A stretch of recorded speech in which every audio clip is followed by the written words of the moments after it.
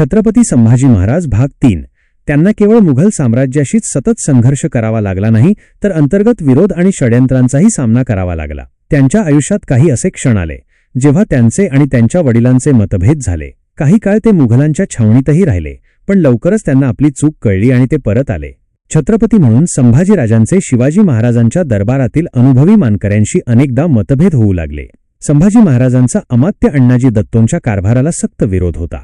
शिवाजी महाराजांनी अण्णाजी हे अनुभवी आणि कुशल प्रशासक असल्यामुळे त्यांच्या भ्रष्ट कारभाराकडे अनेकदा दुर्लक्ष केले, पण संभाजी महाराजांना ते मान्य होणे कठीण होते. अण्णाजी दत्तो आणि इतर अनुभवी मानकरी संभाजी महाराजांच्या विरोधात गेले. दरबारातील काही मानकरी संभाजी महाराजांना अपमानास्पद वागणूक देऊ लागले. हे केवळ अण्णाजी दत्तोंच्या सांगण्यावरून केले.